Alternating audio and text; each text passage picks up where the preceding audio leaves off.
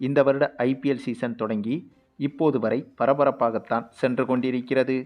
என்ன ஒன்று, நம்முடைய சிஎஸ்கே ரசிகர்களுக்குத்தான் சிறிய ஏமாற்றமாக இருக்கிறதே தவிர மற்ற ஐபிஎல் அணிகளை பொறுத்தவரையில் எதிர்பார்த்த மாதிரி தான் சென்று கொண்டிருக்கிறது. அதுவும் இன்று நடைபெற்ற குஜராத் வெர்சஸ் பஞ்சாப் அணிகளுக்கு இடையேயான போட்டி என்பது இன்னும் சுவாரஸ்யத்தின் உச்சமாகவே இருந்தது. ஏனென்றால் இந்த போட்டியின் வெற்றி தோல்வி என்பது நம்முடைய சிஎஸ்கே அணியை புள்ளிப்பட்டியலில் மிகப்பெரிய அளவில் காப்பாற்றி இருக்கிறது என்றுதான் சொல்ல வேண்டும். ஆமாங்க, இன்றைய தினம் இந்த போட்டி தொடங்கி டாஸை வென்ற பஞ்சாப் அணி முதலில் பந்து வீசுவதாக முடிவு செய்திருந்தது.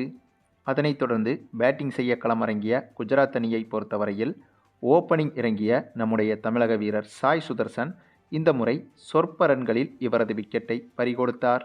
வெறும் 13 ரன்கள் மட்டுமே எடுத்து அவுட் ஆனார்.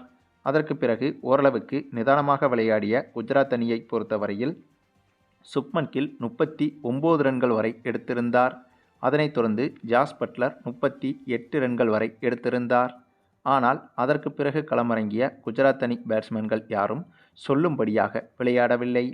இதனால் ஓரளவுக்கு நல்ல இலக்கை எட்ட வேண்டிய குஜராத் அணி 20 ஓவர்கள் முடிவில் 6 விக்கெட் இழப்புக்கு 162 ரன்கள் வரை எடுத்திருந்தது குஜராத் அணி.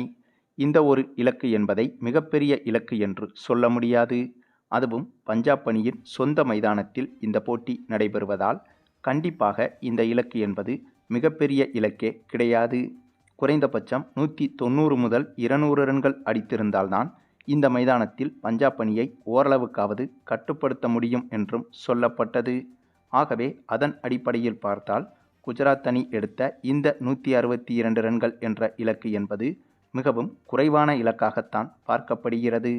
பின்னர் இத்தகைய இலக்கை நோக்கி சேசிங் செய்ய களமிறங்கிய பஞ்சாப் அணியை பொறுத்தவரையில் பஞ்சாப் அணியும் ஆரம்பம் முதலே ஏற்ற இறக்கங்களுடன் தான் பேட்டிங் செய்து வந்தது. ஆனாலும் கூட சிறப்பான சேசிங் மூலமாக இந்த போட்டியில் ஒரு கட்டத்தில் பஞ்சாப் அணி வெற்றியும் பெற்றது. அதுவும் சொந்த மைதானம் என்ற அட்வான்டேஜ் இருந்ததால் பஞ்சாப் அணிக்கு அது கூடுதல் பலமாக மாறியது. ஆகவேதான் இந்த போட்டியில் பஞ்சாப் அணியின் பேட்டிங் என்பது சொந்த மைதானம் அட்வான்டேஜை எடுத்துக்கொண்டு சூப்பராக விளையாடி பஞ்சாப் அணிக்கு இந்த சீசனில் முதல் வெற்றியை பெற்றுக் கொடுத்தது.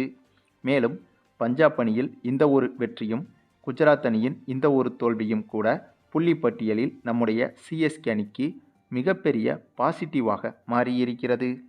நாம் அடிக்கடி ஒவ்வொரு வீடியோவிலும் கூறுவது போல சிஎஸ்கே அணியை பொறுத்தவரையில் தற்போது பலவீனமாகத்தான் இருந்து வருகிறது. ஆகவே முன்பு இருந்த சிஎஸ்கே அணி போல இப்போது இருக்கும் சிஎஸ்கே அணி கிடையாது.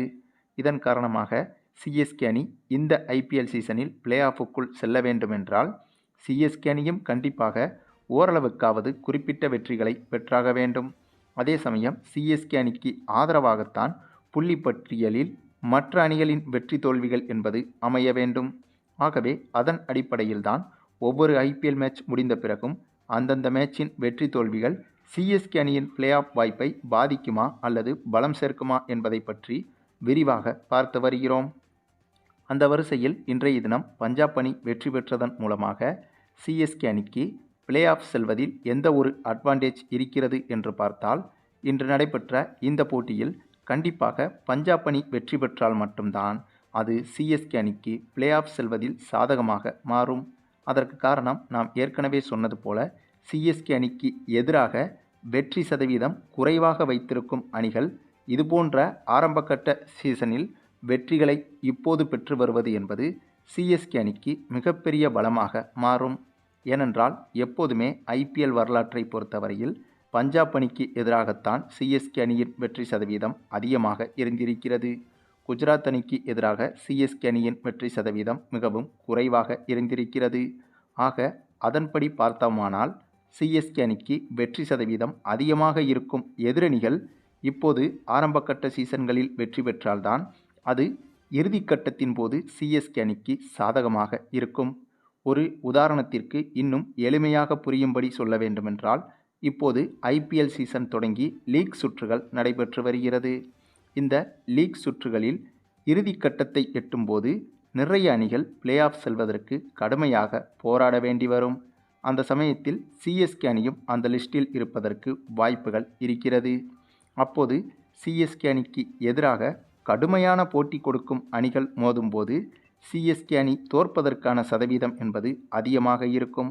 ஆனால் அதுவே சிஎஸ்கே அணிக்கு எதிராக அதிக சதவீதம் தோல்வியடையக்கூடிய அணிகளுக்கு எதிராக சிஎஸ்கே அணி விளையாடும் போது சிஎஸ்கே அணி வெற்றி பெறுவதற்குத்தான் வாய்ப்புகள் அதிகம். ஆக இந்த சூழலில் இப்போது நிறைய வெற்றிகளை எந்தெந்த அணி பெற வேண்டுமென்றால் சிஎஸ்கே அணிக்கு எதிராக தோல்வியடையக்கூடிய சதவீதத்தை அதிகமாக வைத்திருக்கும் அணிகள் மட்டும்தான் இப்போது வெற்றி பெற வேண்டும். அப்படி வெற்றி பெற்றால்தான் இந்த லீக் சுற்றுகளின் இறுதியில் சிஎஸ்கே அணிக்கு எதிராக அந்த அணிகள் மோதும்போது கடுமையான போட்டி என்பது சிஎஸ்கே அணிக்கு இருக்காது. இதுவே சிஎஸ்கே அணிக்கு எதிராக வெற்றி சதவீதம் அதிகமாக வைத்திருக்கும் அணிகள் இதுபோன்ற ஆரம்ப கட்டத்தில் வெற்றி பெற்று இறுதி கட்டத்திலும் சிஎஸ்கே அணிக்கு எதிராக மோதும்போது அப்போதும் சிஎஸ்கே அணியால் கடைசி கட்ட ஒரு சில வெற்றிகளையும் பெற முடியாமல் பிளே ஆஃப் சுற்றுக்குள் செல்ல முடியாமல் போவதற்கும் வாய்ப்புகள் இருக்கிறது. ஆகவே அதன் அடிப்படையில்தான் இப்போது நடைபெறும் ஒவ்வொரு போட்டிகளின் ரிசல்ட் என்பது சிஎஸ்கே அணியின் பிளே ஆஃப் வாய்ப்பை எப்படி பாதிக்கிறது என்பதை பற்றி ஒவ்வொரு போட்டியின் முடிவிலும் தெளிவாக பார்த்து வருகிறோம். ஆக கண்டிப்பாக இன்றைய போட்டியில் பஞ்சாப் அணி வெற்றி பெற்றதன் மூலமாக அது சிஎஸ்கே அணிக்கு புள்ளிப்பட்டியலில் மிகப்பெரிய சாதகமாகத்தான் மாறியிருக்கிறது என்பதும் குறிப்பிடத்தக்கது. ஆக மொத்தம் கடந்த சீசன் போலவே இந்த சீசனிலும் மற்ற அணிகளின் வெற்றி தோல்விகள் என்பது சிஎஸ்கே அணிக்கு சாதகமாகத்தான் இருந்து வருகிறது. ஆனால் சிஎஸ்கே அணிதான் குறைந்தபட்ச வெற்றிகளை கூட பெற முடியாமல் இந்த சீசனிலும் திணறி வருகிறது. அதுவும் இந்த சீசனில் சிஎஸ்கே அணி ஒரு போட்டியில்தான் விளையாடி இருக்கிறது என்று வைத்து கொண்டாலும் கூட அந்த போட்டியிலேயே சிஎஸ்கே அணியின் அணுகுமுறை என்பது எப்படி இருக்கிறது என்பதை ஓரளவுக்கு புரிந்து கொள்ள முடிகிறது. எந்த ஒரு திட்டமும் இல்லாமல் பொத்தாம் பொதுவாகவே சிஎஸ்கே அணி இந்த சீசனின் முதல் போட்டியை அணுகியது என்பதும் குறிப்பிடத்தக்கது. ஆகையால் அதை கொஞ்சம் கொஞ்சமாக சரி செய்து கொண்டு இந்த சீசனிலாவது சிஎஸ்கே அணி பிளே ஆஃபுக்குள் செல்ல வேண்டும் என்பதுதான் சிஎஸ்கே ரசிகர்களின் எதிர்பார்ப்பாகவும் இருக்கிறது. அதற்கு வழி சேர்க்கும் விதமாகத்தான் மற்ற அணிகளின் வெற்றி தோல்விகளும் கூட புள்ளிப்பட்டியலில் சிஎஸ்கே அணியை காப்பாற்றுவது போலவே அமைந்து வருகிறது. இது இயற்கையாக நடக்கிறதா அல்லது சிஎஸ்கே அணியின் அதிர்ஷ்டத்தால் நடக்கிறதா என்பதும் தெரியவில்லை. அதே சமயம் மற்ற அணிகளின் வெற்றி தோல்விகளில் சிஎஸ்கே அணிக்கு கிடைத்திருக்கும் இதுபோன்ற அதிர்ஷ்டம் சிஎஸ்கே அணி விளையாடும் போட்டிகளில் சிஎஸ்கே அணி வெற்றி பெறுவதற்கும் இந்த அதிர்ஷ்டம் உதவ வேண்டும் என்பதும் சிஎஸ்கே ரசிகர்களின் எதிர்பார்ப்பாகவும் இருக்கிறது.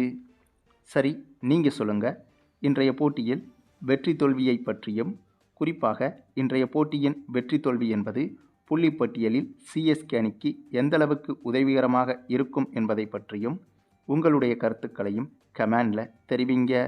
அதே சமயம் சிஎஸ்கே அணி அடுத்தடுத்த போட்டிகளில் வெற்றி பெறுவதற்கு என்னென்ன மாற்றங்களை செய்ய வேண்டும், என்னென்ன யுக்திகளை கையாள வேண்டும் என்பதை பற்றியும் உங்களுடைய கருத்துக்களையும் கமெண்டில் தெரிவிங்க.